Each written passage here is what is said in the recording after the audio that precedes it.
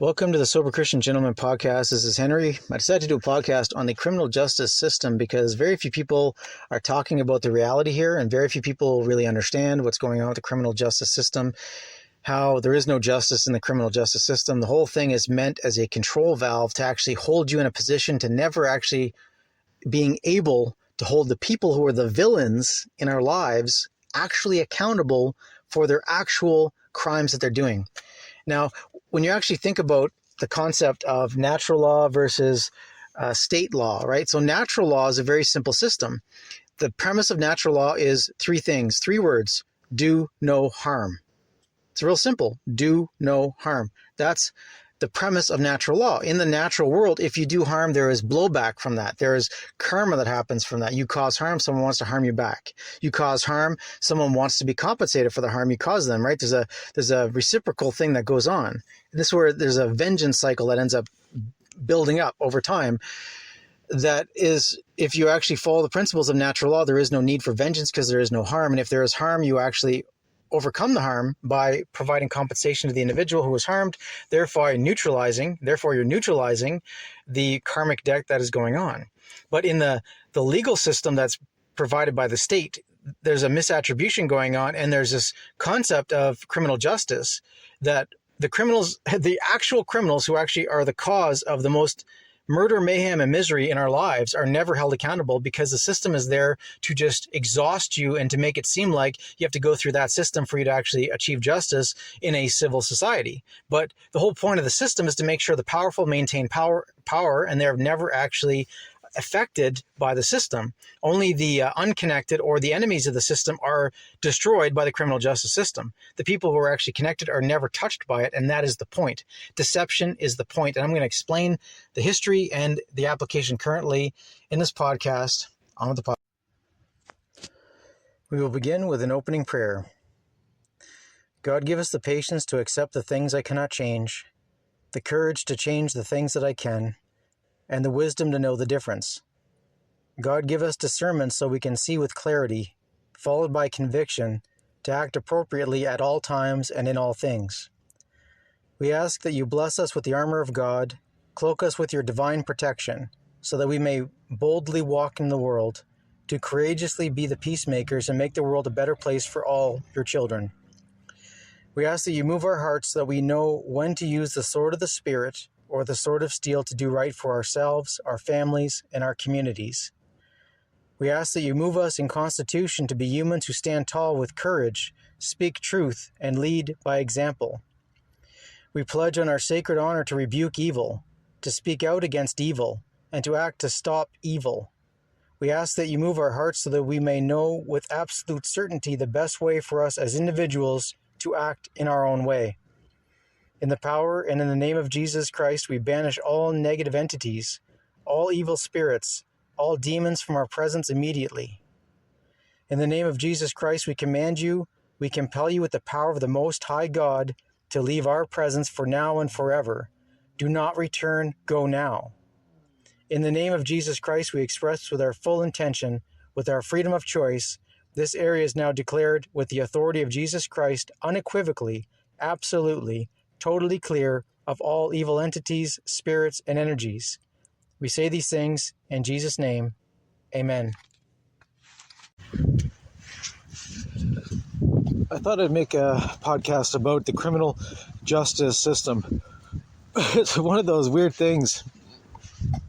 People have this idea what the criminal justice system is, and they have no real idea what the criminal justice system is. They have this false reality. It's like a parallel reality that their mind lives in. And the reason for that is that this is by design. This system where people are totally misled is by design. Deception is the point. Until you start realizing deception is the point of almost everything, then you can be deceived. Once you start looking for the deception, it can actually stand right up and you can see it plainly. So the criminal justice system is a really fascinating thing, because to call it criminal justice implies there's justice at all. What's interesting is that there is no real justice in the criminal justice system. It's just a criminal version of the justice system. And there's no justice in the justice system. It's called justice because without the word justice in the system, there would be no justice. See how simple that is? It's really amazing. Most people have no idea because they've never really experienced the system firsthand.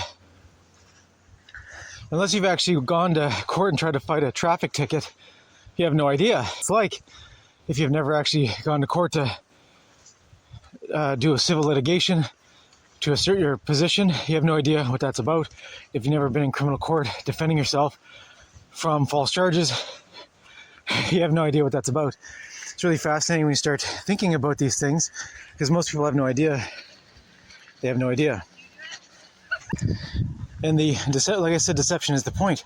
So you have the different avenues of court, right? You've got the what's called civil division, which is civil litigation, which means that two people are arguing about technically something. Usually it's contract law or what have you. It could be other things being talked about. And then there's usually a federal level of court where you're suing the government for something, but that could also start in the civil litigation side depending on what your jurisdiction is and where the courts actually are. It's very complicated. So there's a whole lot of things to talk about there, and I'm not going to talk about those because I want to focus on criminal justice. Most people think they know how the criminal justice system works because they've seen TV shows, they've watched movies, they've heard podcasts, they've read the newspapers, and this is so misleading, it's amazing. I mean, there was so many TV shows that came out for a while that were like Ally McBeal, you know, this pretty little lawyer doing her best, heart of gold, you know, trying to work her way through the system. These kind of TV shows really warp people's minds.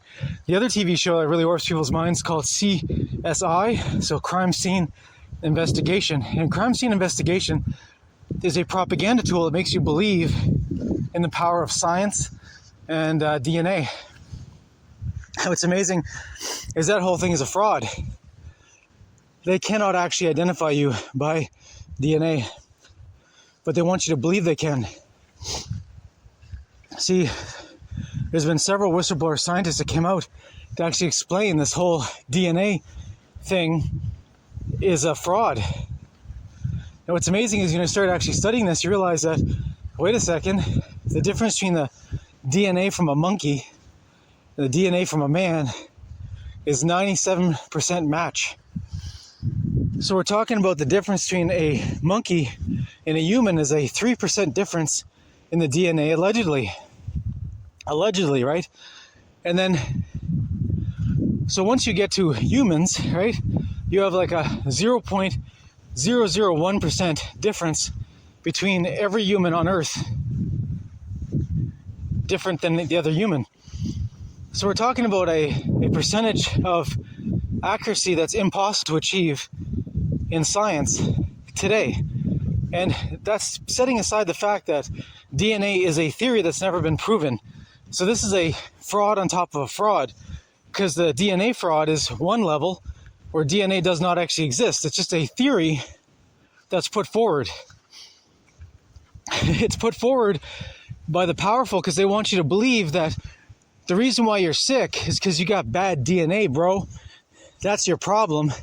It's not the repercussions from being injected with toxins since you're a child and the side effects of those toxins accumulating in you and making you sickly forever. Because what's amazing is that people who think they have genetic issues, all they have to do is realize, no, they've been poisoned by doctors. Once you realize you've been poisoned by doctors, you can start detoxing the poisons, and all those quote-unquote genetic disorders disappear. Who could have thought that, huh? Amazing. But that's how it is. We're talking about fraud on top of fraud on top of fraud. So the CSI, Crime Scene Investigations, is promoting the fraud of DNA for identifying perpetrators, which is not possible. So many people have actually been put to death in the United States because of DNA matches that were false.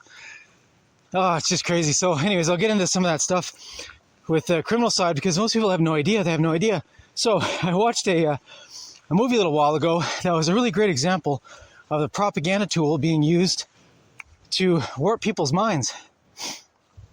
This movie was called Fracture, had Anthony Hopkins in it. Really well done movie, right? Really well shot, well directed, had all kinds of great visuals. Had this whole kind of series of machine works where you drop a ball on one side, the ball travels through according to the laws of nature, makes its way through the other end of the contraption. So this whole movie was done as a beautiful propaganda piece. It was all based on lies.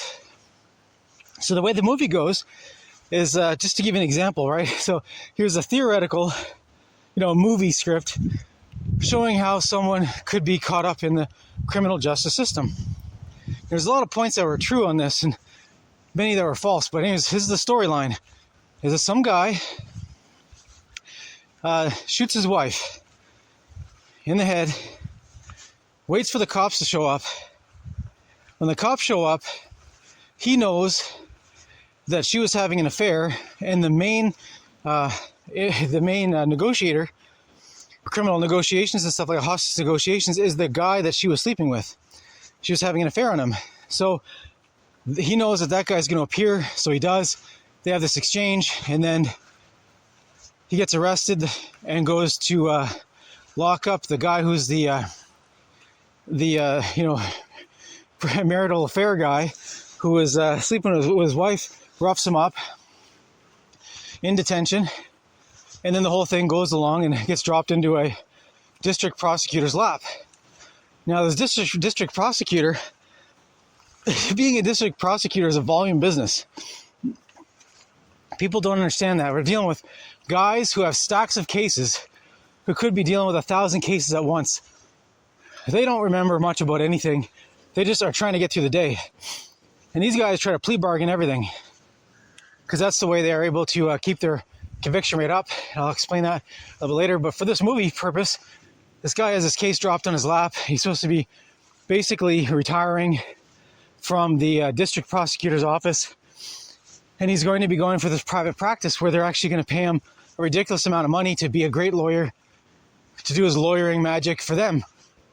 So this whole movie is happening during this transition period from this guy retiring from the district prosecutor's office, which is basically paid for by the federal government. And he's moving out of that into private practice where he's actually going to make lots of money. And this case gets dropped in his lap. So he goes in. The case seems simple at first. The guy who shot his wife gave an actual confession. It seemed like it was open and shut. And then at the first appearance, the guy who shot his wife basically pleads not guilty, even though he gave a confession, and off to the races they go. So what seemed like a very straightforward thing, where they found the guy with his wife's body still alive, she didn't actually die, and they had the gun, and they had all the bullet holes everywhere, and they thought they had an open shut case, they had a confession and everything. And it turns out, wait a second, on further examination, there's no fingerprints anywhere. There's no actual evidence connecting the actual husband to the shots. And then it turns out when they actually test the ballistics for the bullets that came out of the gun, they don't actually match. It's like, what's going on here? And So it becomes a thing of like, well, what's going on? Where'd the gun go? So they're trying to find the gun because they need the gun to cinch this crime, right? So most of the movies just run around trying to figure out where the hell the gun went. And then Anthony Hopkins, as being the villain in the movie that basically shot his wife in plain sight, basically toys with the district prosecutor, basically saying, if you don't actually move this thing along, I'm going to ask for an acquittal because for want of prosecution, and he knows all these different things, right? And what ends up happening is as the movie goes along, the guy who basically shot his wife in cold blood, and everyone knew it, and he ends up getting acquitted because they could not find the evidence necessary to actually convict him, because most of the evidence they thought they had in the beginning was no longer admissible, because it turns out the confession that the husband gave was no longer admissible, because it turns out that the cop who got the confession was the lover of the wife who was shot. So this made the whole thing inadmissible in court, because it was actually it's called poison from the tainted tree or something like that. There's a name for it, where you just can't use the evidence because it's tainted now. No one can trust the objectivity of that guy. So anyways, all the evidence basically gets thrown out because of one reason or the other. And it seems like the guy's going to get away with it. And finally, there's an acquittal. The judge actually calls for an acquittal because there's not enough evidence to prosecute, and there's no more point moving forward ahead. And the main prosecutor guy, the district prosecutor, his life goes all to hell. And he basically loses his cushy job because of this thing, because he's dedicated to the truth, right? So he's like losing his mind trying to figure out what's going on.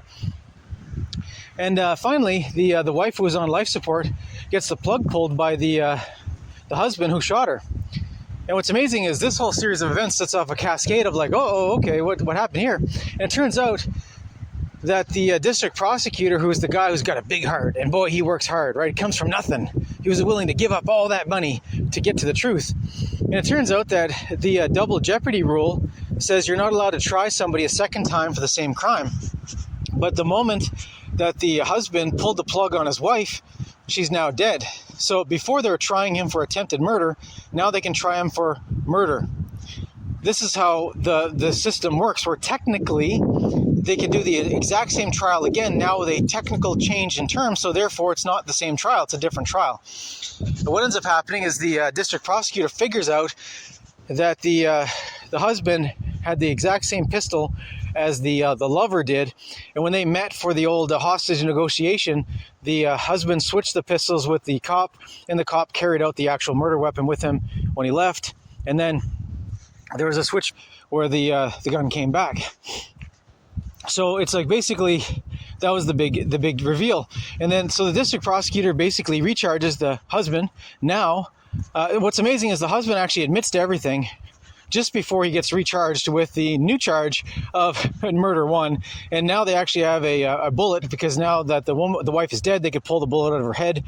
So they have a bullet that matches his pistol, and they have the pistol, and they have everything lined up, and his confession to the actual district prosecutor. So the guy ends up going to jail, right? This is how the movie works out. Like, oh goodness, that great district prosecutor figures it all out, and it's a big puzzle, and he outsmarted the villain, and he wins the day, and the public is safe from this murderer, right? This is the kind of narrative that happens in movies and TV and all that stuff. And it's not actually real. This is the fantasy that's being created. It's the parallel reality. In reality, these district prosecutors are guys who are putting in their time to go into private practice, and often they go into the prosecutor's office because it's a kind of an easy job getting out of law school. You can charge billable hours pretty quick. You get lots of experience, and if you get a good track run of convictions, then you can actually can carry that over into the private practice to actually get people off of convictions. So the irony is that guys go into a district prosecutor's office to convict a whole lot of people to get a really great track record for convictions, so they can then flip the script and go the other direction and get accused criminals off so they don't actually go to jail. See how that works? So if you're a guy who had a 5-year track record of like a 97% or 99% conviction rate as a district prosecutor, then you go into private practice and use all that knowledge to be able to find technicalities to get people off for murder and all this stuff. You actually get paid a lot of money. Like the gangsters actually pay a lot of money to these guys who are private practice lawyers to get them out of jail, because it doesn't matter if you're caught in the middle of the street on camera shooting some guy in the head. There can be technicalities that can find a way out of this thing. The whole system is designed with layers and layers of technicalities and exceptions, and there's all kinds of ways to get someone off of anything.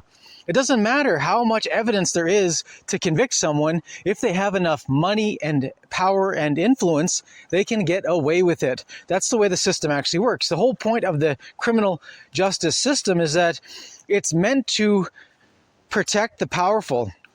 See, the idea is that so we'll move on from, the propaganda in movies. So step one is the propaganda in movies makes you believe that all these district prosecutors are just people with big hearts that are trying to do right and protect the public from bad guys, from the boogeyman.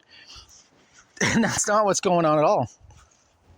That is not what's going on at all. Most of these lawyers get out of law school, and you have to understand is that when there's 100 lawyers that graduate out of one class, what happens to the bottom 50 of the top 100 lawyers, right? Question. Well, usually they go into the district prosecutor's office because it's a win-win for them. No one cares about their track record because they have no track record. No one cares if they're the bottom 50, the top 100 of their law school class, because no one cares about that. It just doesn't even matter. As long as you graduated law school and you have a law degree or law license to practice for that particular area, the district prosecutors will pick you up because it's a make-work project. They don't care. They really don't care. The office is all about just billing hours and making it appear like the system is operating as advertised. And this is what people don't understand, is that the criminal justice system is about keeping up appearances. It's not about actual results. It's not about what's actually going on in the real world, because if the criminal justice system was held to account for what it promises the public and how it does not deliver, there would be a revolution tomorrow. I mean, they might have to actually do their job, which they don't. And you have to understand is that the whole point of the criminal justice system is so that the powerful or the connected or the rich are never convicted of crimes. Right? That's the point, is that it protects the powerful. And then the enemies of the powerful get thrown into the wood chipper called the criminal justice system, and they get their lives destroyed. Now, if you are very wealthy, you can actually survive the experience of having your life destroyed because you can pay high-powered lawyers that can just drag things along and keep you out of jail for a long, long time. And, tricky. Eventually, the whole thing goes away. Right? With a pile of money, right? With a pile of money, you can actually have a team of lawyers figuring things out to delay till everything just goes away and you never actually go to jail. But if you're a regular person who does not have that wealth, then you have to deal with this on your own, which means usually you're ProSe, self-represented litigant, who's trying to keep your butt out of jail. And the worst situation is when your butt is thrown in jail and now you're trying to do the ProSe thing from inside jail.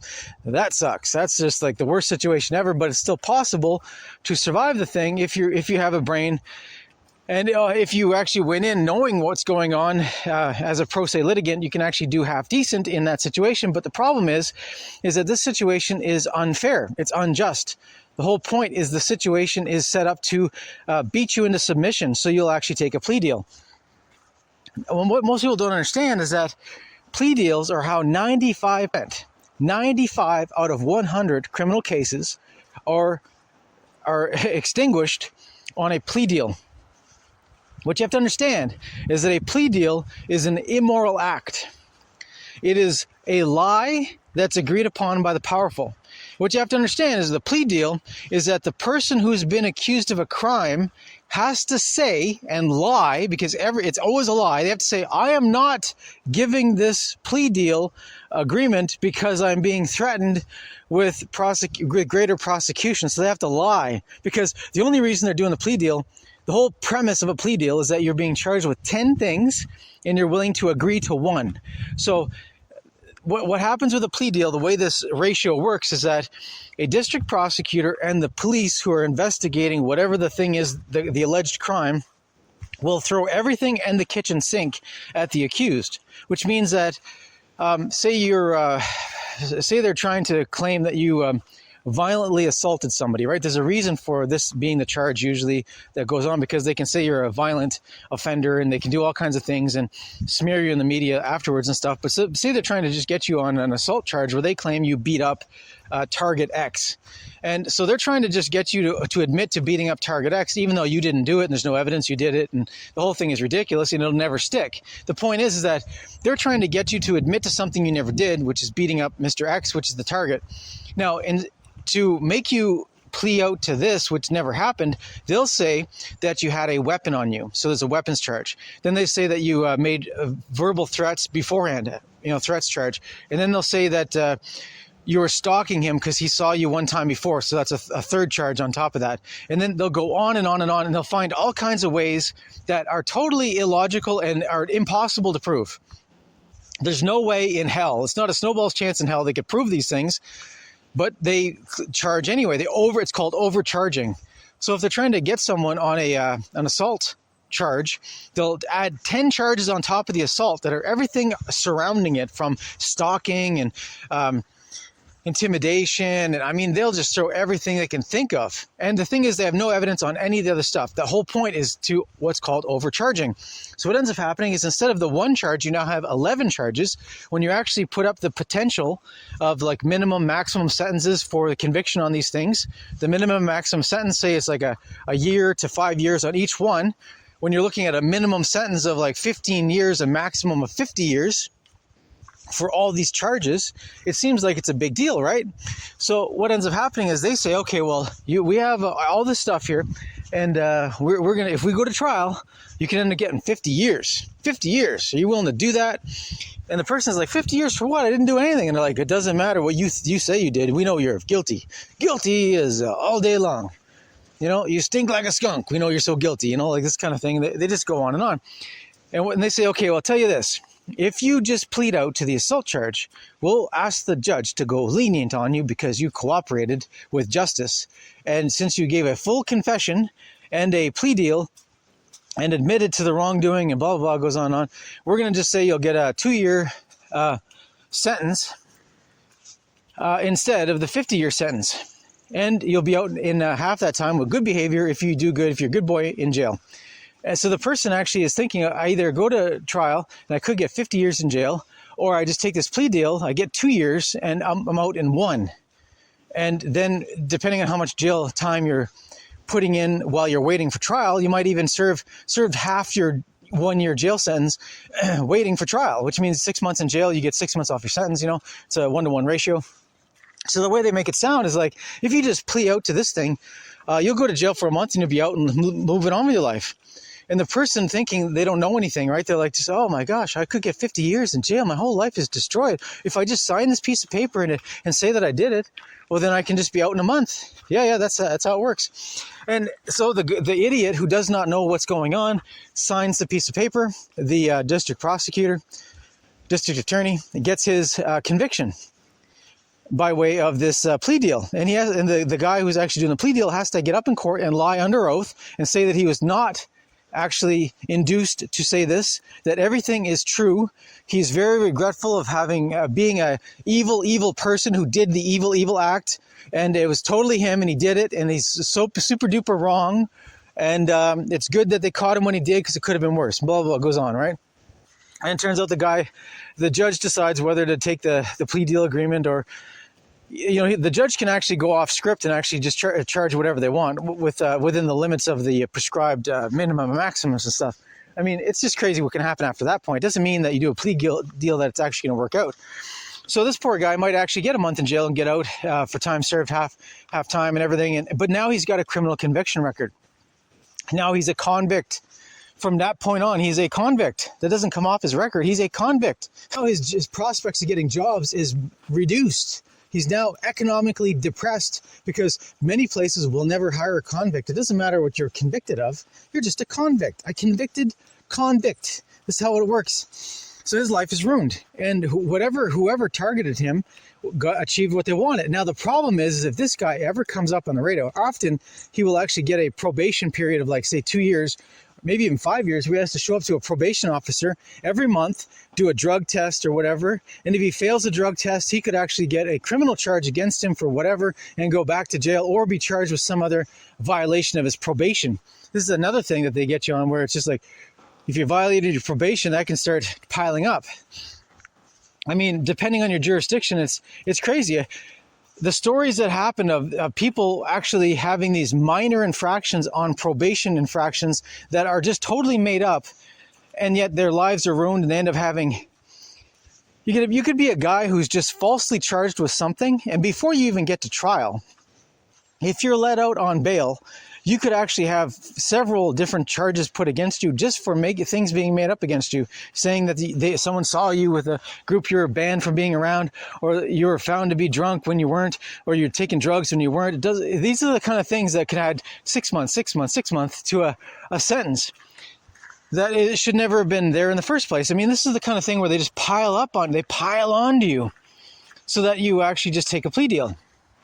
This is how the system works. 95% of criminal allegations, right? So if someone's alleged to have committed a crime, they're charged with a crime, which means the district prosecutor is supposed to prove it. 95 out of 100 are ended on a plea deal, which means the district attorney did not actually have to prove anything. No evidence was adduced. The person pled guilty on a plea deal, and that was it. Bada bing, bada boom. He either went to jail or was released or whatever happens. Like this is the amazing thing. People have no idea. Very few actual charges end up going to court because when they go to court, the court process is ridiculous. Actually, if you ever sit down and sit through an actual criminal trial, unless it's a big trial, there's some of the small criminal trials that are just like small infractions are ridiculous. All you need is like one guy saying you did it, and usually it's like a cop or an informant of some sort or whatever. And when you're watching this thing go on, it's like that's all they had. I mean, they had some guy say you did it, and that's it. But they have no physical evidence, no recording of it, nothing tangible, nothing that actually connects the accused to the actual crime, other than some cop said he did it. And usually that's all necessary to actually get a conviction, which is really sad because you could have 3 people who actually were all there at this event and claim it never happened. But if you have 3 guys testifying to counter the testimony of a policeman, usually the policeman will win because the whole system is predicated on the idea, the belief that policemen are noble and they tell the truth at all times. And they are just the best thing ever. Without the police, then the whole system would fall apart and it'd be chaos. So because the judges are going on this false premise that the police always tell the truth, then the police can get away with lying about almost anything they want, because very rarely are they ever credibly challenged or actually overturned by overwhelming evidence that shows that they're a liar. And when they're caught being a liar, they're never held accountable. You have to understand this. I mean, there's no accountability for policemen that lie. It is ridiculous. There's a whole system where there's supposed to be accountability and it never works out. This is where the police investigate themselves. There's an actual guy in every police department who's the police investigator. His job is to investigate the police from that specific precinct. And guess what? He never finds them guilty. It's just, unless there's a political thing going on, right? Unless there's a political thing happening where they need to find a conviction and they're willing to sacrifice the apparent good name of the individual for the system. Like, unless your name is Derek Chauvin, right? Like, it doesn't matter what you do. Derek Chauvin is one of these guys who actually never actually killed anybody, but he went to jail for killing someone. And what's amazing is it was found out, and there's all this evidence that shows that he never actually killed anybody. He actually just got on top of a drug addict who took a lethal amount of fentanyl and overdosed. And the thing is, this is known. Everyone knows it who wants to know it. But the main story is that, no, there's a cop who just put his knee on a guy's neck and then it killed him. Yeah, that's it. And no one knows the truth unless you want to look into the truth. See, what's important to understand is when you go back historically, before there was kings, there was people living together as groups. These tribes and tribal peoples would have wars with each other, but that wasn't always the case. People want you to believe, the ones who want you to be afraid of anarchy want you to believe that before there was governments, then everyone was running around killing each other all the time. But that's not actually true. That's actually contrary to what people do in their natural setting. In a natural setting, people cooperate and work together to achieve mutually beneficial goals. That's how it works. Now, if it's necessary to kill, people can do that, but usually it's out of necessity, not out of some sort of hobby. So you have to appreciate is that before there was governments, people used to group together by these tribal systems, and the tribal systems used to have this theme going on. If you're a problem for the tribe, you get something called expelled or banished, right? You're banished from the tribe. Now, for many, this is a death sentence because back in communal times, when people worked cooperatively together, one person did not usually have everything they needed to actually survive on their own, but it was possible. Now, if you were banished from a tribe, this could be a death sentence if you were not smart enough to survive on your own, or if you're lucky enough to travel and join another group and basically change your ways, you could actually assimilate into a different group and become productive and not banished from the second group. But in the time of the concept of law, right, lawful, see, in the concept of lawfulness following natural law, no one has a right to kill anyone. In natural law, there's karma that happens for whatever you do. If there's an effect, there's a response. If you push forward, there's a pushback. There's a reciprocal response to whatever you're doing. So if you actually cause violence, there's going to be violence coming back. So people did not want to cause violence. So instead of actually killing somebody who's a problem in the tribe, they would just banish them from the tribe, right? This was the solution to people who were a problem. If someone was running around stealing and being an annoyance, doing things that were just disruptive to society, they would be expelled they'd be banished from the society. It was really simple. And then that person would have to go figure out what they're going to do, because they're no longer part of that society. Now, it was not lawful to just kill somebody in those tribal cultures, because there's karma blowback and they were following natural law, which meant that if someone was acting dangerous and threatening and tried to attack you to kill you, you could kill them to defend yourself, and there's no karma from it because it was a equal response to the threat. So there's no problem.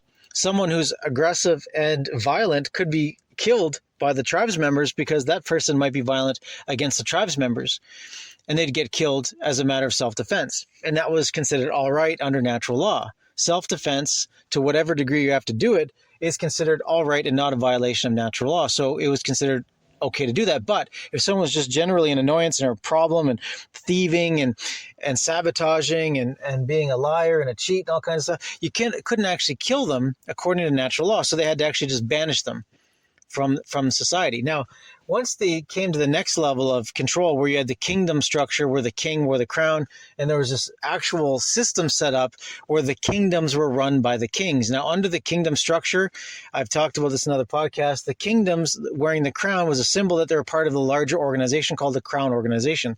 The crown organization would help each other out if there was a threat to the crown system. They would join together and overcome the threat. It's like a gangster organization. If anyone threatens the gang, all the gangsters come together to overwhelm the threat and eliminate it. That's how the crown system worked. It's been hidden in history because they don't want you to understand what the actual power and control structure is. Now, in the kingdom system, whenever they had castles, right? So they had these castles, and the castles had walls, not only to protect the king from outside threats, but also to protect the king from inside threats, because there was constantly a Game of Thrones going on, and the king was constantly in threat of actually being replaced by someone else. Anyone could wear the crown as long as you qualified according to the customs of the time. And there's all kinds of exceptions to the circumstances. So the king was not actually free from threats of violence and death. Now, what's important to understand is in this society that was run by kingdoms, the actual kings actually ruled in such a way to actually cause the population to be dumbed down. And this is an important aspect to understand. When a dumbed-down population needs to be controlled, they need a strong man to do it. Why? Because a dumbed-down population needs a strong man so they don't do the thing they're not supposed to do, or they'll just do it.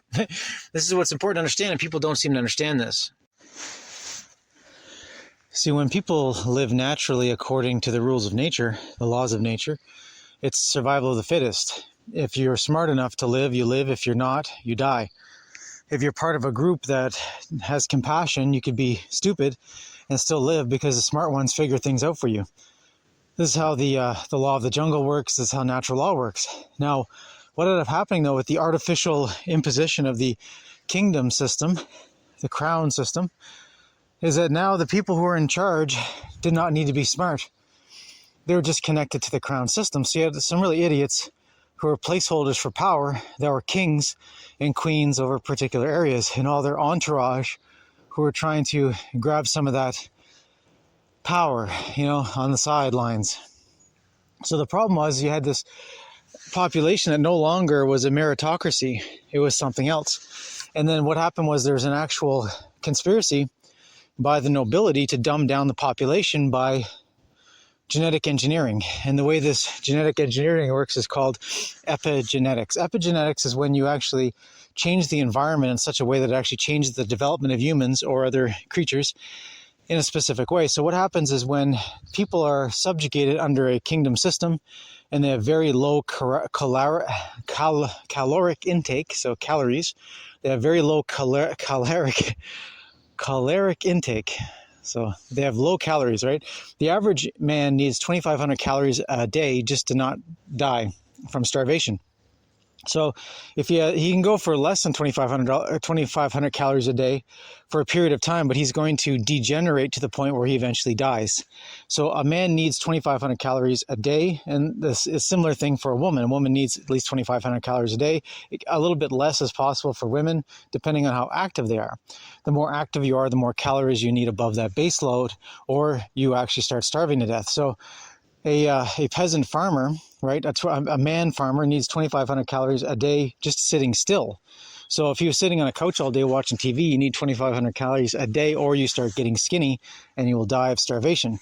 Now, if you're working in a field all day, you need more than 2,500 calories. You need 35, 45, 5,500 calories to work really, really hard in a field all day if you're a man. If you're a woman working on the farm, you need more calories as well, because the woman on the farm did a lot of physical labor as well.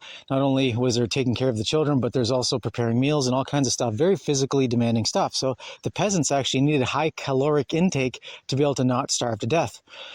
Now, the people who are running things from the shadows know that this is true, so therefore they made it so that there was restrictions on the peasant farmers. The peasant farmers were restricted around how much food they could maintain. So a peasant farmer would work the fields for an entire season, all year, and get maximum field returns, as in so many bushels of hay and so many bushels of barley and so many bushels of this and that and the other thing, right? And so if the farmer was able to get 100 bushels, he kept 15 for himself, and the Lord got the rest of it. See, he kept enough for himself to be able to eat for the year to get to the next season, to get the next crop. So the idea was a calculation so that the farmer wouldn't starve to death. And what's amazing is the calculation was made in such a way that all the extra bushels were sold for profit for the king to generate coin and the ability to run the kingdom by way of being able to pay mercenaries to run around, beat people into submission if they didn't do what he told them, and to raise armies and things of that nature. So it's a giant money-making scheme, right? Now, what's important to understand is that the caloric intake was measured in such a way that the lords and ladies always made sure that the farmer peasants never had enough calories to actually fully be able to work properly. They're always on the edge of starvation. See, a population on the edge of starvation is not thinking clearly. They're not thinking long term. They can't actually think very well. If you actually have tried any fasting whatsoever, when you go through periods of fasting, you can actually lose your mind a little bit, and then you get into the habit of fasting, or you get into the momentum of fasting, and then you can actually think clearer. But if you're having to work really hard, so if you're just relaxing and fasting, you can actually get to a point where you can actually think very clearly, because you clear the junk out of your system and you can actually have very clear thoughts. The problem is, if you add working physical labor on top of fasting, you end up in a situation where you don't have enough calories, so your body starts burning body tissue. This is fat and muscle and other things. And it gets very difficult to actually think, because your body's actually cannibalizing itself to maintain the calories. And then problem is that a lot of that cannibalized tissue had toxins in it that was being stored, and people store their toxins in fat tissue. So the problem is, when your body starts cannibalizing itself to burn fat for energy because you don't have enough intake in calories, you end up starting recirculating, reuptaking the toxins that you might have been exposed to a little while ago that were stored in your body. So it's a cycle of constant losing your mind, right? And the powers that be knew this. So they kept the population on the edge of starvation. Now, the problem is that when you have children on the edge of starvation, so the way the popular culture worked in these farming communities is that the father was the one who got all the calories first, then the mother, then the children, down the line, oldest child down to the youngest child. And the way the system worked is that the father got all the calories he needed to maintain the family, because if he got sick, they'd all die. right? They had no place if he wasn't working to generate revenue, to generate profitability for the kingdom. And if he actually was out of service by sickness or injury or starvation to death, everyone else starved to death. So the father was fed first, and then the first oldest son was fed second, so that because he could help the father and delegate tasks and stuff. So if the father got sick, the boy could take over. And then the second son down the line, the third son down the line, fourth son down the line. And if you're a girl, you were not prioritized because you were not really working in the farm unless you were a farm worker. If some girls actually had that tomboyish effect where they had the ability to actually work hard in the farm, and they were put in the pecking order because they actually could help keep the family surviving. So the family as a unit was a survival cluster that basically tried to keep everyone together and basically keep from starving to death. Now the problem is with this system where the father ate first, the first son ate second, the second son ate third. The problem with the system is that the children down the line did not have many calories. And the problem is if you're a growing child, you need a certain amount of calories to develop properly, or you don't develop at all. So what happens is if you need 1,000 calories to be able to grow an extra half inch or whatever, and you don't have it, you're not going to grow the half inch. If you need the extra calories to have some sort of a development of, your teeth all coming in or whatever, it's not going to be there. So your teeth are not all going to come in. So a sign of a starvation diet is basically not all your teeth coming in or your teeth coming in crooked, right? The modern day idea of having to have braces for everything, that's a side effect of having children who are malnourished. The children are eating a lot, but they're not eating nourishment. They're overfed and undernourished, right? They're eating all kinds of junk food and garbage that's actually poisoning them, but there's not enough nutrients in it to actually help them grow properly. So therefore, their jaw doesn't grow large enough to accommodate all their teeth. Therefore, the teeth coming all sideways, and that's why children need braces. But back then, when someone was eating proper diet, you'd actually have your full bone structure come in that would fully allow all your teeth to come in. There's many downstream side effects of this. So like women who do not fully develop have a difficult time having childbirth because their hip structure, the bone structure did not develop wide enough to be able to pass a child normally, and they may die in childbirth. So there's a lot of reasons for these things going along, these correlations that are important. Now, anyways, the other thing is that when children are born and they are on a starvation diet, they may not develop intellectually. So not only do they lack the calories to develop the brain power, so they lack the IQ, but they also lack the attention to develop their brain abilities. So what ended up happening was in this scenario I'm describing where the family unit was in this constant starvation mode, there's a constant deprivation of lack of intellectual stimulation, lack of calories to be able to grow the intellect, to grow the body properly. There was this constant genetic engineering going on called epigenetics. So what happened is that the people were born, and if someone was genetically predisposed to be a 6'5" guy, he might only grow to be 5 foot tall. Why? Because when he was a child, he did not have the calories he needed to go through the growth spurts when he was going through puberty to get the height he needed and the width he needed to be able to hit 6'5". So he ends up only being 5 foot tall. So this is why the nobility used to always talk down about the little people. The little people was the farmer people, the regular farmer peasant folks that never had the caloric intake necessary to fully develop. So the peasant folk was like 5 foot tall, and all the nobility was like 6'5". They were like towering above the rest, and they physically looked bigger. They physically were bigger. They had more ability to develop their intellect because they had the calories to be able to develop their intellect, and they had the stimulation to be able to learn the trivium, which is music and poetry and art and rhetoric, right? So you have to understand is that there was an engineering going on in society to allow the nobility to have a full opportunity to actually fully develop as human beings, and the peasant class was actually stomped down calorie-wise and intellectually-wise and stimulation-wise and every other wise possible. So there's a two-tier system. There was the nobility who had every opportunity, and then there's the peasant class that were stomped down, genetically predisposed to be small, to lack the capacity to have deep thoughts. Now, it is well known that when you get in societies that have low intellectual capacity, you need strong men to lead them. The strongman idea is something that goes on in the Middle East today because in the West, there's this taboo against incest. So in Christianity, there's a taboo against sexual relations among close family because close family creates children who are genetically predisposed to all kinds of illness and mental issues and all kinds of stuff, right? The closer the genetic connection, the more likely there is going to be a blowback genetically that's going to create a genetic line that is actually retarded, physically and mentally retarded in many ways. Now, you have to understand is in the Middle East, where Islam is the main dominant religious group, in Islam, there is no taboo against incest. There's actually a thing in the Quran where the original fellow who actually started the Quran, he actually made a decree one time where he ordered all his sisters and brothers to bring their first daughters to him. So his entire family, all his brothers and sisters were ordered to bring their first daughters to him, and he married them all and made babies with them. They were part of his harem. So this, since in the Quran, the first fellow, the Muhammad, that basically started the whole Muslim religion, since it was okay for him to do it, it's been okay ever since, because you can't criticize him because he's basically the mouthpiece for God. So there's no taboo against incest. So there's a lot of incest going on wherever there's Muslim dominant religion. So this creates a low IQ population because of the incestuous element going on.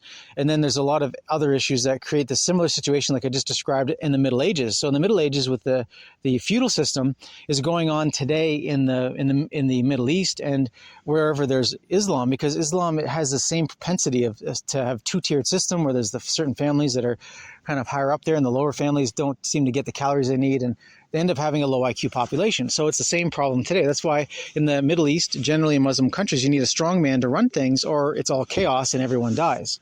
So you need a strong man. A warlord is what's necessary in the Middle East.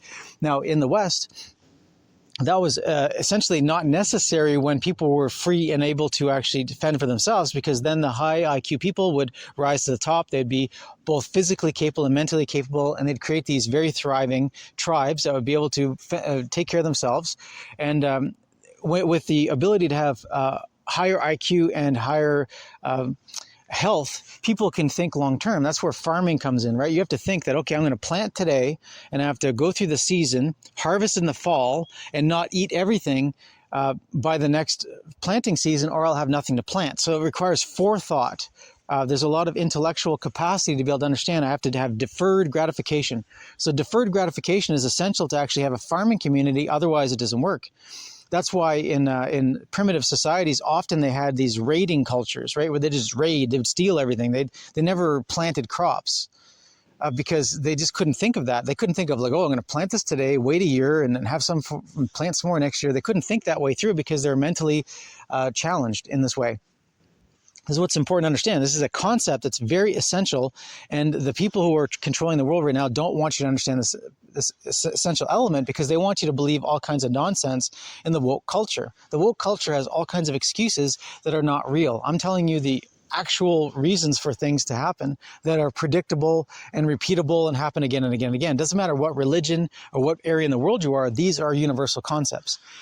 So what happened is when the kingdom structure came in and actually coalesced the tribal structure, where in the tribal structure you had the brightest, strongest, best rose to the top, and then they worked communally together to even provide for the people who were not the brightest and not the strongest and not the best. It was an actual cooperative event that worked really well for a long time, but the kingdom structure had to break that up to bring in a top-down ruling structure where the few had everything and the many were wanting and starving. So this is where the kingdom structure came in, and part of the structure required a strongman situation where you had the kings, who were the strongmen, that had to show that they were strong to the low IQ, low caloric, barely developing caveman people that have been stomped down epigenetically to barely be able to follow the plot line here. So they had to be shown repeatedly the punishment for not obeying. It had to be made simple for these people. Is if you obey, you get to live. If you don't obey, you die in a spectacularly gruesome fashion.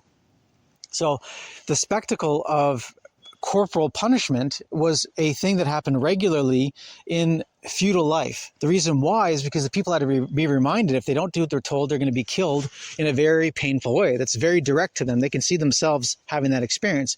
Therefore, they knew just to do what they were told, right? It's a very simple concept. So the killing methods were spectacular. I mean, sometimes they would there would be something called drawn and quartered. And drawn and quartered meant that you're put on a table and you had a knife drawn from your sternum to your butthole, right? So basically, like you clean an animal if you're hunting an animal and you're cleaning out the guts, before you drag them home, right? This is like cleaning an animal. So they would clean the person, where they would actually cut their belly from their sternum to their sphincter, and then they'd rip out the guts. They just pull it all out right onto the table there, right in front of everybody, and the entire crowd would be like, oh, like freaking out, watching this guy get his guts ripped out in front of them while they're all watching, and this guy's screaming as he's living through this thing. That was the first part. The second part was called quartered. Now, quartered is when there's 4 parts. And what they did is they tied a rope to the right arm, rope to the left arm, rope to the right leg, rope to the left leg. They had 4 horses going 4 different directions. And the guy ripped into 4. That's called being quartered. So drawn and quartered was a spectacular way to die that was very painful, very obvious. And then they would take all 4 corners, like the one leg, the one arm, the one whatever, and they would nail it up to the town square. So it would be reminded while that thing was there, and it would be allowed to rot until it eventually fell off on its own. The birds would be picking at it and stuff. It would just fall apart, right? It would rot. And you were not allowed to actually touch that, or it could be a death sentence for you. This is the kind of reminders they had for people to do what they were told. And so that was one way of dying. And then there was the other ways of dying, which is basically beheading, where they would basically just hold you down onto a wooden block, and they would just take an axe and cut your head off. That was a beheading, just simple beheading, right? Happened all the time. Then there was hangings. Hangings were less spectacular, but they did happen. And it became more prevalent later on. Early on, it was more cutting people off in spectacular bloodletting fashion. There was something about letting the blood out that they really enjoyed doing. And then there's other things where if you were caught stealing, they would cut your hand off. So they'd hold your arm up to a big block and they would cut your hand off. And the whole point was that if you survived it, you got to live, but your life was greatly reduced, and everyone knew what happened to you because you're missing a hand. And if you stole again, you'd lose your other hand, and if no one cared about you to feed you, you'd just starve to death, right? So this is essentially a death sentence unless you had community support to keep you from dying. And there's all kinds of other tortures and it's a public spectacle that happened, but these are the ones that are the main ones that people can actually look up and check it out. This is terrible. And then there was another one where they would actually put you in the town square, where they would actually put your head and your hands through a big block. And this is another weird one where they would actually put your head and your hands through a big block, and the townsfolk were ordered to let you starve to death. And this is another spectacle where you'd be begging for food and begging for water, and people would be going by, and kids would be poking at you and tickling you and doing stuff to harass you.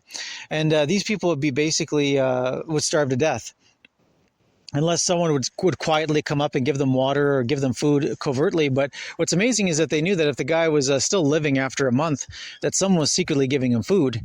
And this is kind of like an interesting test to see if the guy had any support structure.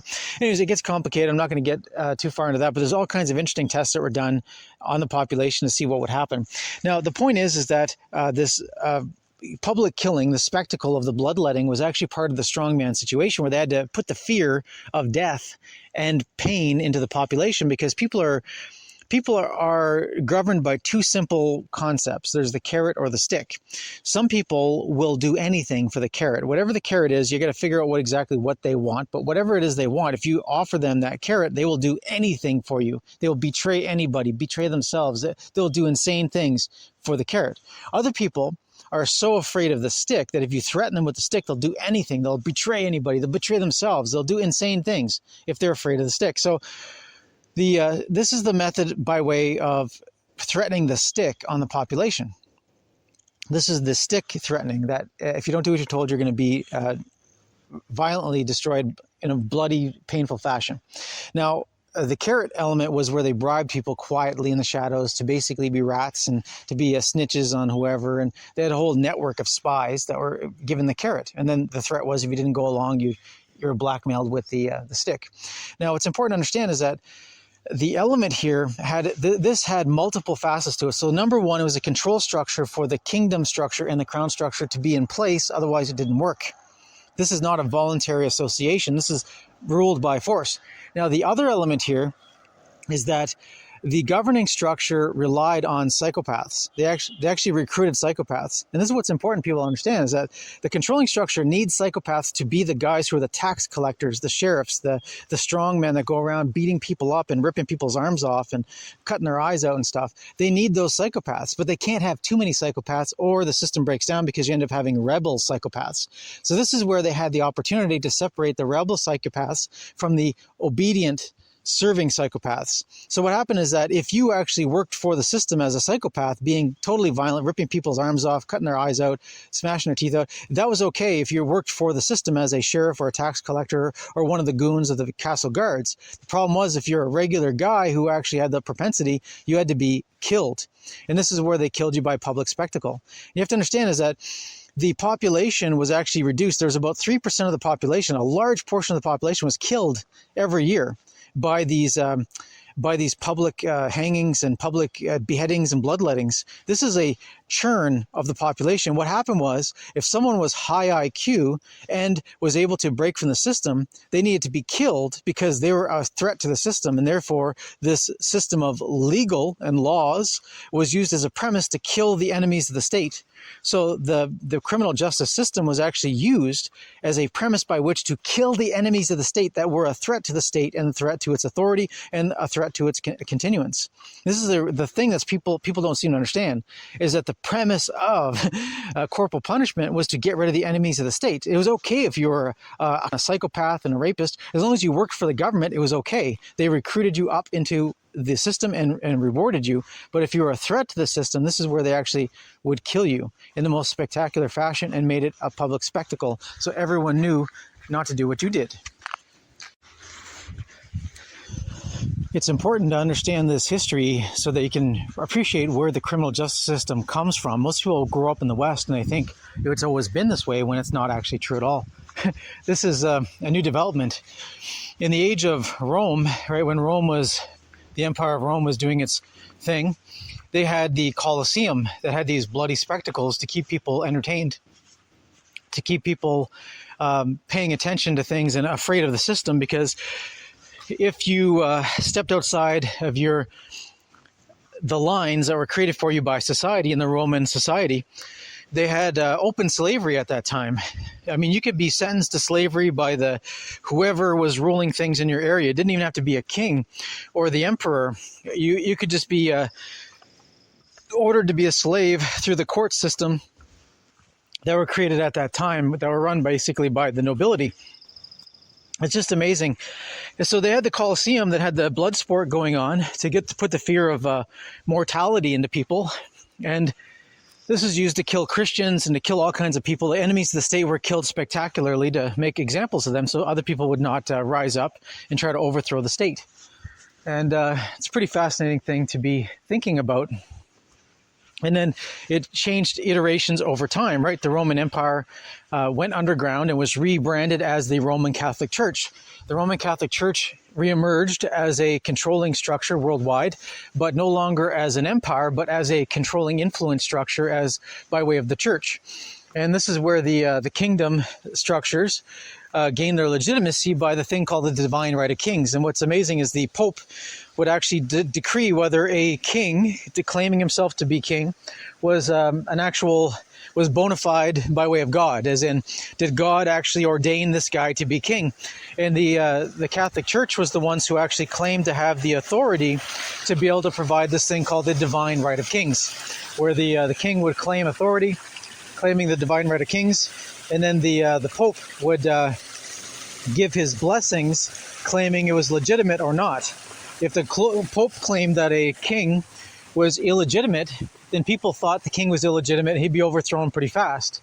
So there was a propensity to want to make the Roman Catholic Church, and specifically the Pope, happy so that he could actually give you the bona fides to rule over the people. It was like a cooperative gangster organization. If you played ball by their rules, then you could actually have great rewards. If you bucked the system, you would have a spectacular bloody death.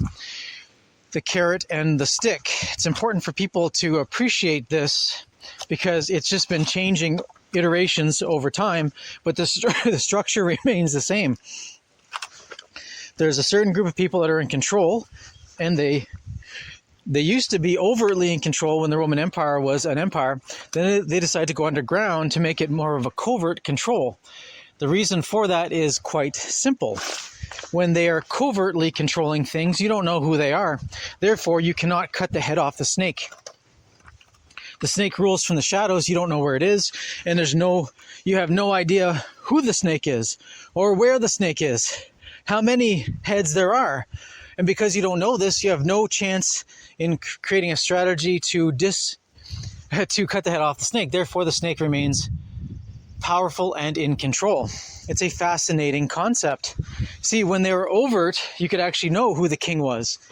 And if you had a problem, if you knew who the king was, then you could go actually get rid of the king, which is the problem that you're having, right? If you believe the source of your problem is the king, what's stopping you from going to overthrow the king and to remove the source of your problem? Interesting, isn't it? Now, when they decide to go covert, now there's no longer a figurehead to actually target. You don't know who the enemy actually is. You cannot actually target the enemy to be removed. You're in a position of not knowing who the enemy actually is. So there could be 1,000 people killed, and you have no idea if that's the guy who's the problem. And this is the point of the deception.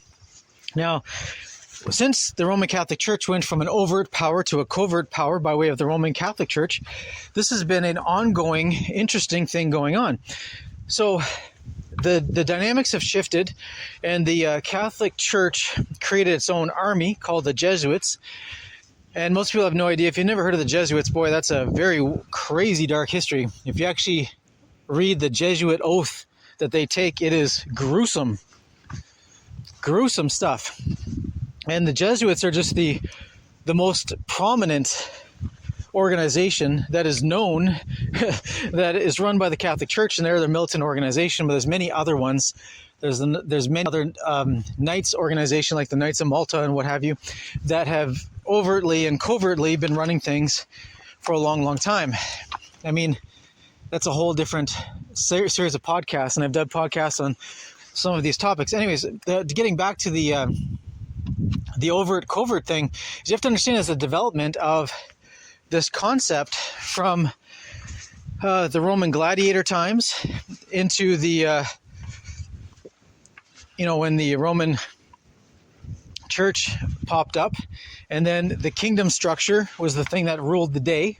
And when you appreciate what was going on there, the kings would actually rule by way of bloody spectacle, as in if you did something they didn't like, or if you basically were a threat to them, they would charge you with a crime, and then your punishment was death, but it was death by spectacle. It would be some sort of, drawn and quartered type of deal that was very painful, super evil, and kept everyone else in line, or at least a fear of actually rising up to become free, and that was the point of the operation.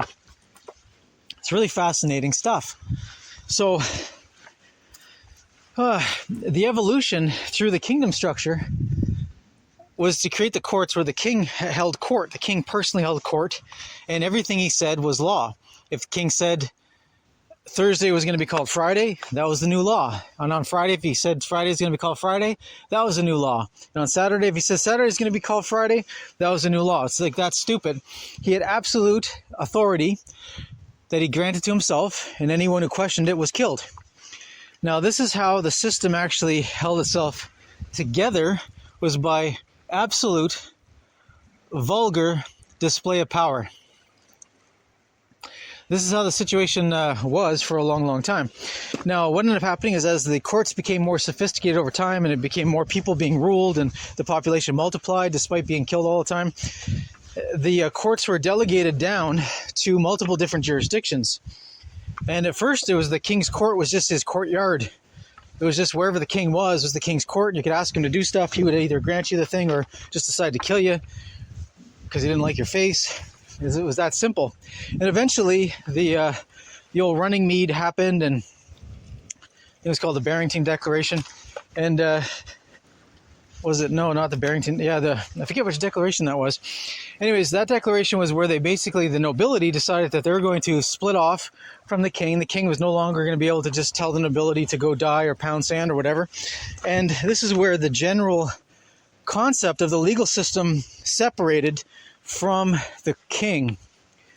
And it was because the nobility was tired of getting pushed around and being, walking on eggshells all around the king all the time. And the nobility got to such a volume. There were so many noblemen because of breeding, right? So the king would give rights to a specific loyal servant, and that loyal servant would become the lord of some land or whatever, and he would be granted this thing into perpetuity into his family or whatever. And then he would breed like rabbits, and his family would get large. And then the next guy would be given land, and he'd breed like rabbits, and eventually the nobility became a pretty large group of people. And this large group of people no longer wanted to be at the whim of the king, and they were tired of having their lands taken and given and taken and given. The whole thing was so ridiculous, right? It started losing its the plot line here. That's when they had the declaration, had running mead, and the nobility now had the ability, to actually have a consistency in the law. This is where the bifurcation happened. Now, in this bifurcation, there was multiple courts that were actually created to uphold the jurisdiction that was actually no longer just the whim of the king. It's a really fascinating kind of time in history. And so the king was convinced to delegate his courtly duties to these different noble men who had like the acumen or the mind for the legal stuff. And then eventually it became systematic over time, right? It became a system of judges in courts that were given different jurisdictions, and there was the court of chancery and all kinds of different court of equity, and there's all these different courts that were created for different purposes, and they were split off over time because they became overwhelmed. If too much volume went through one court, the court would split off into a second court and to deal with the volume of cases. And so basically the changes happened in reflection of the demand, almost like the public demand, right? If the public wanted more equity decisions, then the equity courts were the ones that were basically running the day, doing their thing, making their decisions. Now, what's important to understand here is that this whole thing evolved over time and kept evolving. And eventually, there was a guy named Blackstone who was a jurist who actually started writing down all these decisions that he made and created this whole concept of case law, this whole concept of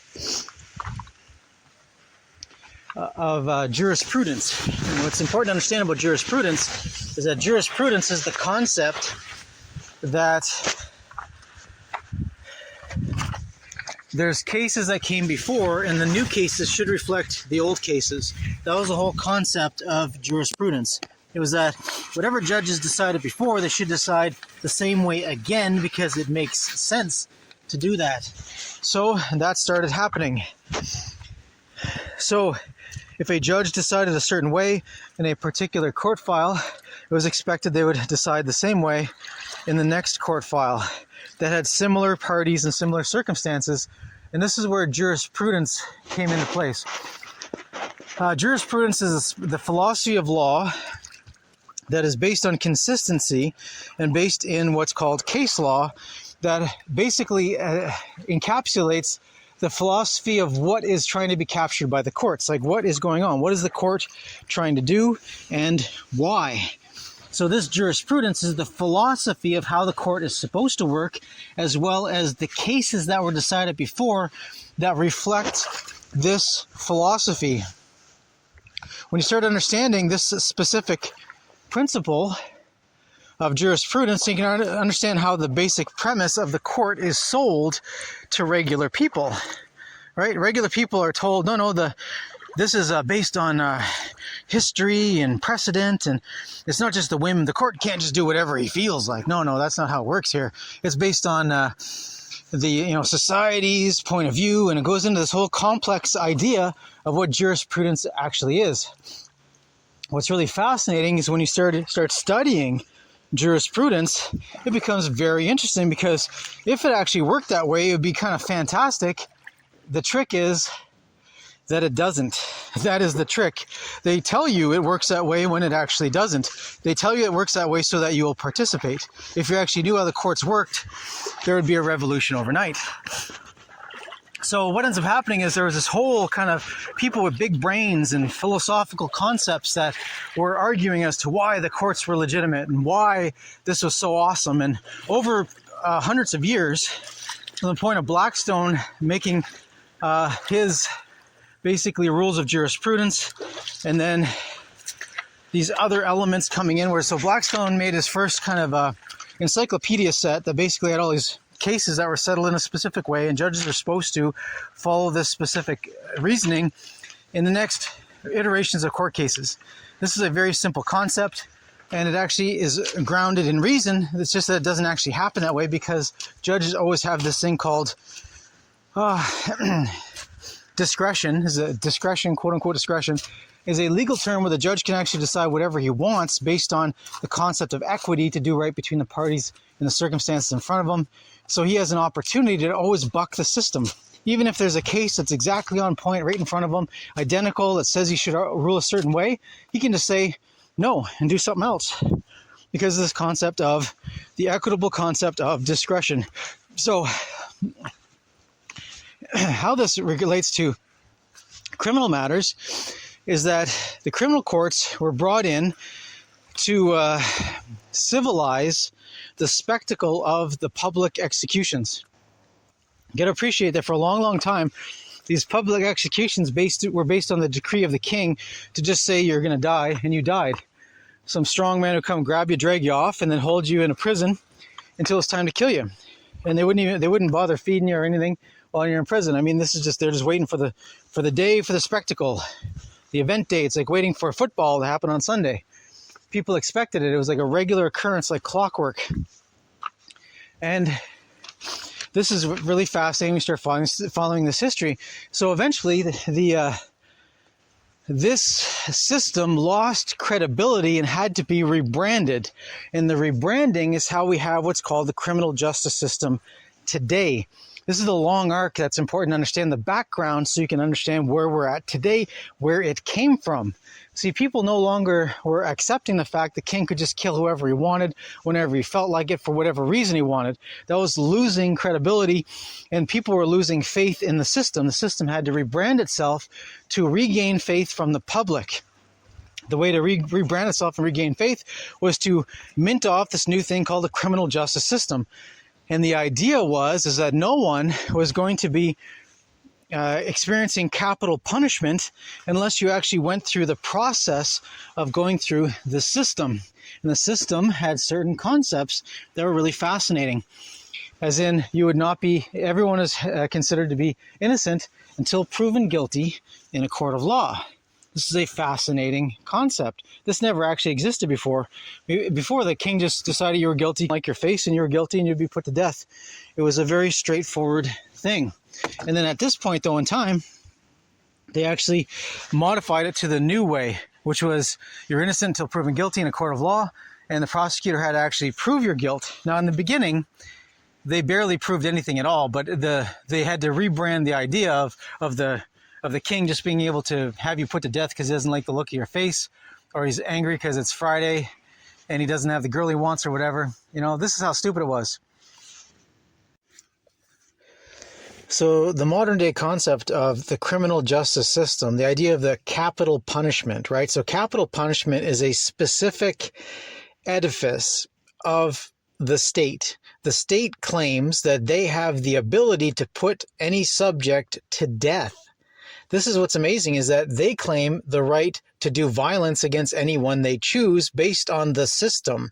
And the premise is that the system is there to give you a court system of justice, whereby you're not supposed to be put to death unless you have a trial, right? And at the trial, you're supposed to be found guilty beyond a shadow of a doubt, and you're supposed to be presumed to be innocent until you're actually declared guilty by a court of law through the due process. So this whole concept is like multi-layered concept that has like due process. People assume you have due process. What's due process? due process is the process due to you. It's in you have a right to this process because the system gains legitimacy because this process exists. The only reason you have due process is so the system can maintain its legitimacy because they claim that they don't just kill people willy-nilly, not like the old days. No. They only put people to death after a trial. And most places in the West actually have a jury trial. And the jury trial is another thing that is a totally separate podcast that, when people transition from freedom to slavery, in the middle was this concept of jury trials. And you have to appreciate is that it used to be that a jury was supposed to be the difference between you and tyranny. So the idea in the United States of America, as an example, when people fought off the British Empire, became free, and there was the Declaration of Independence, and then the Civil War between, the War of Independence in 1776, where the United States declared itself to be a confederacy at first, and then after 13 years, they transitioned into a republic after they made a sweetheart deal with the King of England, where the King of England had all the benefits. You have to appreciate it. Since then, it's been downhill ever since because the King of England and the nobility in the British Empire has gained control of the United States again, but from the shadows. They went from overt control to covert control. And you have to appreciate is that like 80% of all the politicians in the United States have been the descendants of British nobility. So it's basically the King of England and his entourage left overtly and then regained control covertly by having all their descendants and controlled pawns running for Congress and the senator and all these different things. And they ended up, doing this charade where they basically claim that there's the rule of the governed by the people who get to elect their people, and on it goes, right? But the whole thing is a giant scam that is pretty fascinating because they rule by way of deceit. It's deception. It's not actually overt. It's not. It's covert deception that allows them to actually gain control, and the whole thing is a mess. So anyways, the point is that the state, before I go past this point, originally the people of the United States did not accept the court system in the United States, and they did not accept the legal system unless there was the release valve, and the release valve was a jury nullification is what it was called. So you could actually claim that a law should not be applied to you. Any law that was either the state or the federal laws that was applying to you, you could say, I don't believe it applies to me. And you could actually, it's called enact a grand jury. Impanel a grand jury. So you could actually impanel a grand jury, which is 12 jurors, which is from your community. It's a juror of your peers, which are people from your community. And in this jury nullification opportunity, you get to actually look at the legislation you claim should not apply to you, and you get a chance to actually argue reasonably and on the premise of freedom why this law should not apply to you, and it violates your rights of freedom, right? The right to life, liberty, or pursuit of happiness that was guaranteed by the Constitution of the Republic of the United States. This concept of jury nullification was the reason why people accepted the legal system and the court system of the United States originally, because they would not accept anything less. So the idea was that if you don't agree with the law, you can just actually impanel a jury from jury nullification, and that law does not apply to you specifically. Any law at all. You can say this law should not apply to me and argue. And if you can convince 12 jurors that this law does not apply to you, then it does not apply to you. It's really simple. It's so wonderfully elegant, and this has been lost in the history because the people who are powerful don't want you to know that this is the original bargain that allowed for the political system to be created and the legal system to be created in its current form today. Now, the edifice or the momentum of the jury is still there in criminal trials. It's rarely there in civil trials. It only seems to be there in criminal trials, because usually it's a big deal and they want to make it seem like it's a big deal, and they want to basically say that, it's not our fault, it's not the prosecutor's fault that this guy was put to death. There's actually 12 jurors and it's their responsibility for putting this guy to death, not the system that did it. It's the people. There's 12 jurors and they're responsible for killing this guy, even though the state actually did the killing. It was based on the state's rules. I mean, this is what's really fascinating when you actually start looking at and start unpacking this history. It is really fascinating. So in the current form today, if someone accuses you of a crime, it goes through the laundering process of a state prosecutor or a district prosecutor or a crown prosecutor, depending on what jurisdiction you are. But generally, this is the West, and this is how it works. It's the state that actually pays prosecutors full-time to prosecute crimes that they claim is against the state. And what is the state? The state is this abstract thing where if you actually committed murder, it's considered a crime against the state. Why? Because the state is injured by you injuring one of the people that is supposed to be the people that are subjects of the state. And there's this whole convoluted thing of there's this imaginary social contract where the state is providing services to the people of that state because they elect the people who are in power, and the people who are in power vote in laws that are put on the books, and those laws are applied, and those laws are applied to the court system. It's this convoluted thing where you cannot actually find this thing called the social contract. It's not written anywhere, because if it was written anywhere, we'd be able to unwrite it, or to actually peacefully remove ourselves from the social contract, because the social contract's a bum deal for most people. The thing is most people are swimming in ignorance and have no idea how bad this deal is. So they just continue on with the momentum of ignorance and participate in their own misery. It's just amazing. When you start actually looking into this, it's fascinating stuff. So anyways, the vestige of the jury nullification, which is basically in memory hold, and what was left is the jury trials for criminal matters.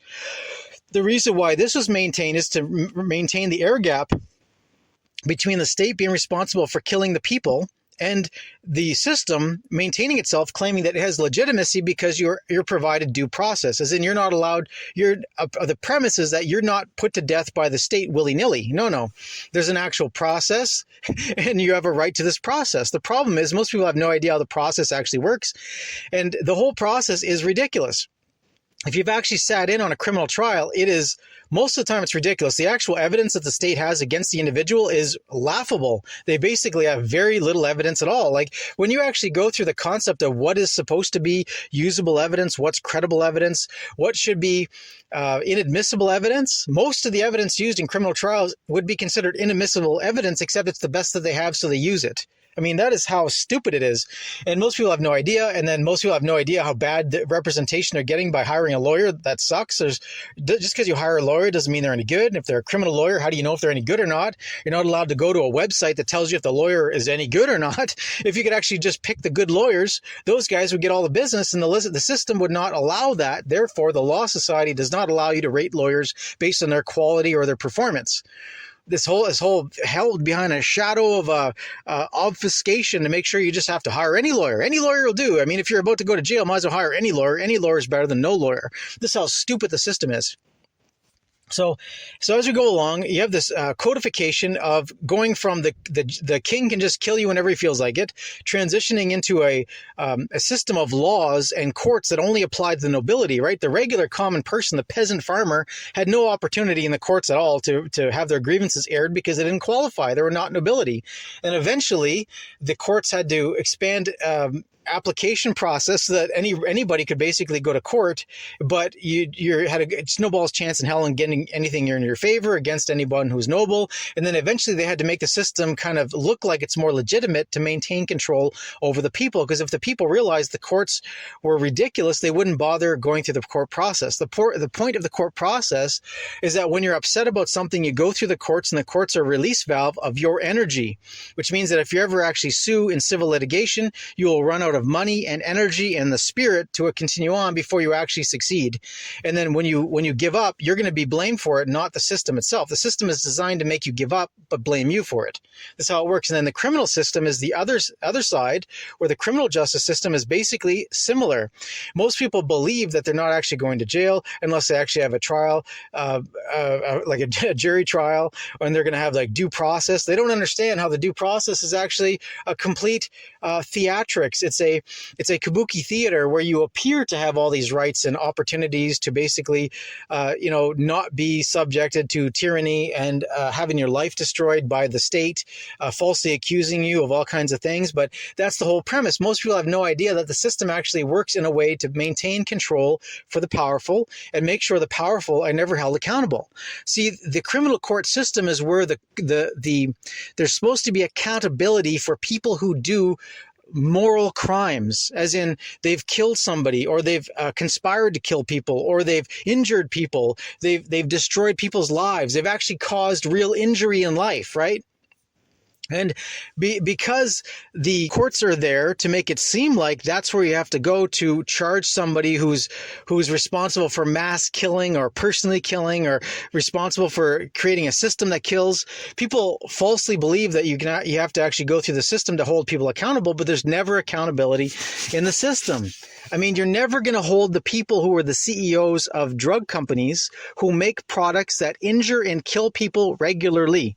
I mean, built into the system is that if you're a drug manufacturer, you're allowed to kill 5,000 people in the 5-year drug trial that you're bringing a drug to market. If you kill 4,999 people, your drug gets approved. If you kill 5,001, your drug does not get approved. So what they do is they play magic with the math. They find out that, okay, we've killed 1,000 extra people. How do we make those 1,000 people go away? So then they say, okay, well, the person didn't really die from this drug we gave them. No, they had a heart attack because they had a pre-existing condition. And, oh, that person had a stroke because there's a pre-existing condition.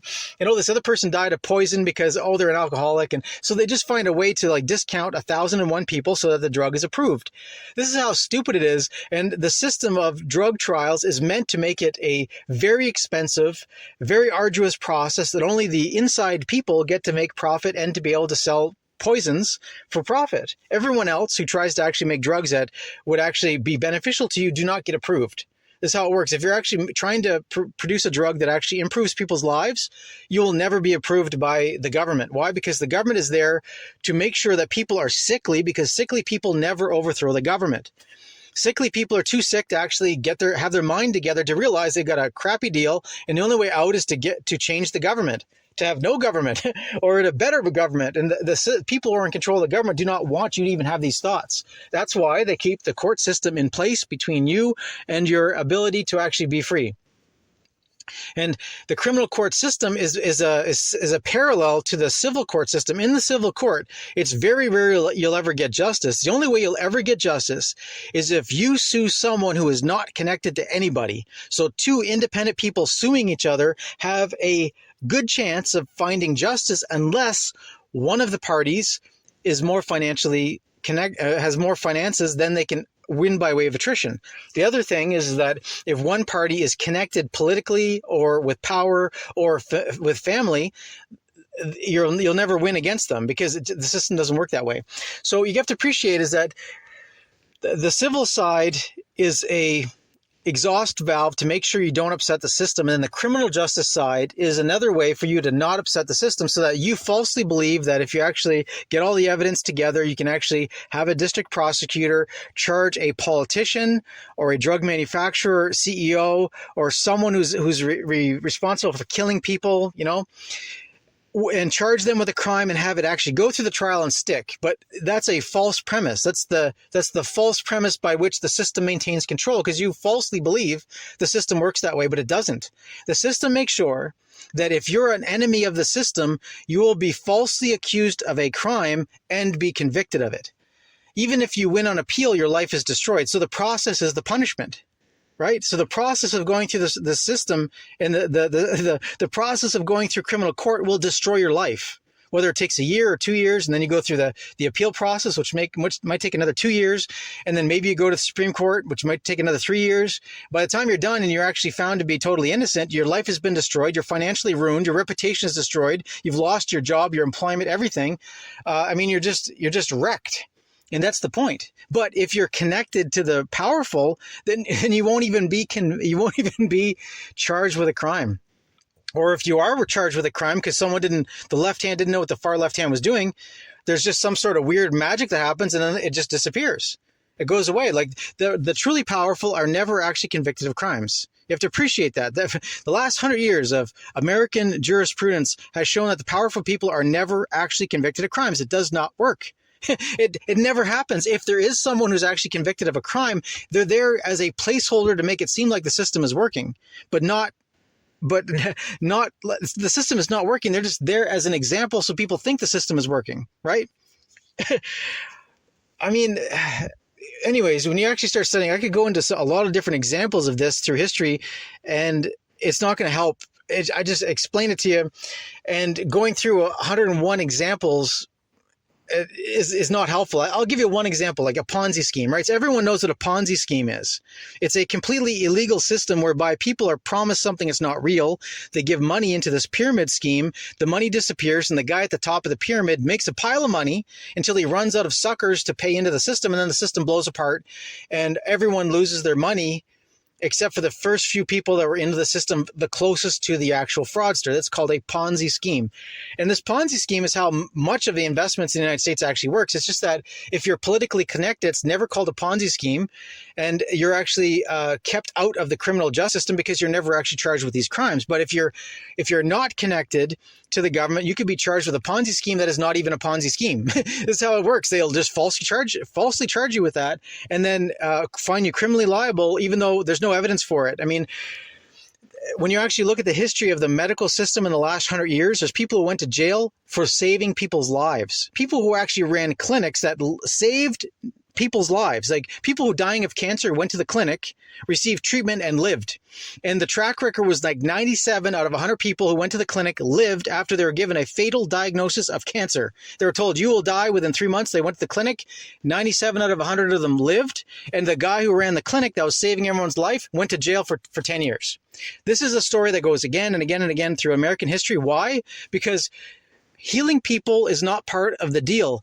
Making people sick is what the power structure wants. Making you so sickly you'll never rebel is what the power structure wants. Making you so sickly that the only way you can afford the drugs you think are helping you is by leaning on the government, who pays $10,000, $20,000, $30,000 a month for the drugs that they claim is keeping you alive when it's actually prolonging your misery.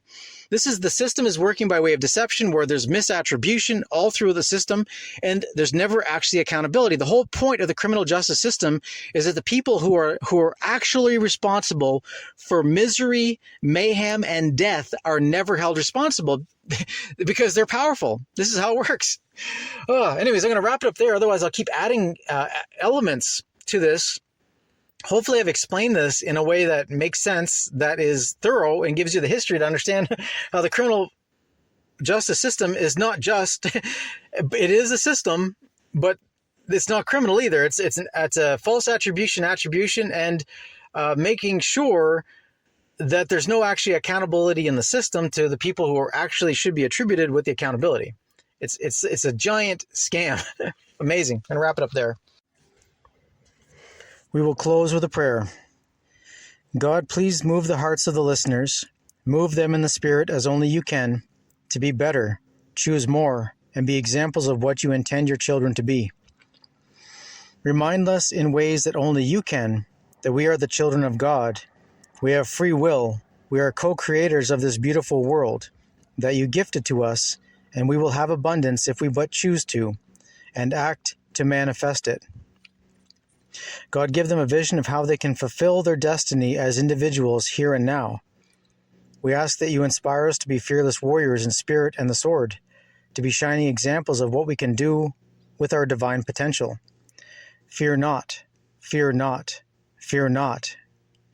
We ask that we manifest unwavering courage, the conviction and the heart to live a life worth living, and to do our part to manifest a godly realm, full of peace and love and abundance, here and now. We claim our space as holy. In the name of Jesus Christ, we put on the armor of God and we pick up the sword of the Spirit. We will act to expand the kingdom. We will manifest goodness in this world. We say these things in Jesus' name. Amen.